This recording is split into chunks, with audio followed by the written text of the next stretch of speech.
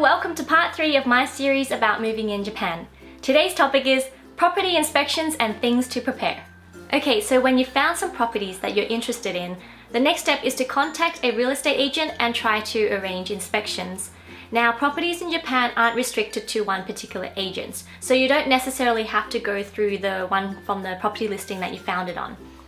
You can approach the real estate agent of your choice, show them your list, and they should be able to make arrangements for you. This also means that if you don't feel particularly comfortable with a certain agent, say you don't feel like they're being honest with you, then you can change to someone else. Some things I'd recommend for you to prepare are 1. Zairyu card. For foreigners, this is your residence card with your personal information, so it's pretty important that you have this. 2. Personalized stamp. Now, this is not compulsory, but it can be pretty useful. It's quite common practice here in Japan for people to use a personalized stamp as their signature in lieu of signing with a pen. This way you can maintain consistency across all documents, like when you sign at the bank or when you rent a place, etc. They're pretty cheap and easy to make. I got mine made at a stamp making shop, and from memory it only took around half an hour or so for them to actually make it. Number 3, make sure you have your finances in order. As I said in the last video, you will need a whole lot of cash to begin with, so just make sure you're in a position to be able to pay all of that. And number 4, if possible, if you don't speak or read Japanese, try to bring a trusted friend or person you know who has Japanese language abilities with you, because it will just make the whole process a lot easier and less nerve-wracking. Okay, during the actual inspection, it is okay to take photos. In fact, I highly recommend that you do.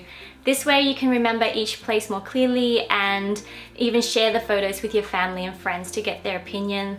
Use your checklist of needs and wants as a guide of things to look out for in the apartment, the building and surroundings, and jot down brief notes about each place.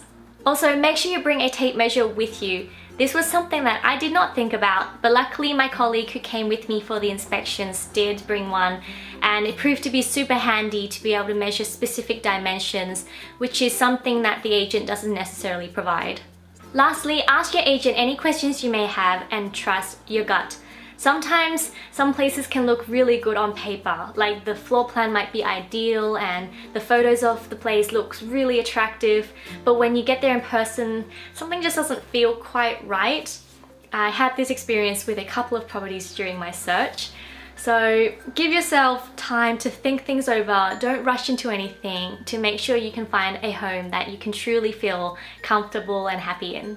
If you are pretty set on a particular place though, be prepared to sign an application form of interest on the spot. This will require things like your personal details, contact details, employment details if you're working, etc. When I did the inspection for my current home, the property was brand new and it was only available because the previous person had, for whatever reason, pulled out suddenly. So I knew competition was high, especially as it is in a good location. Luckily though, thanks to good planning and preparation, I was able to apply for the place on the spot, and from there the agent did checks just to make sure I can actually afford it, and then once things were cleared, we arranged a contract signing to finalize everything. Okay, that brings me to the end of part 3. Once again, thank you so much for watching. If you've been finding these videos helpful, please like and subscribe and leave any questions you may have about moving in Japan in the comments section, and I'll try my best to answer them. Or you may just want to share your moving experience with all of us so we can learn from each other. I will see you in my next video, so until then, bye!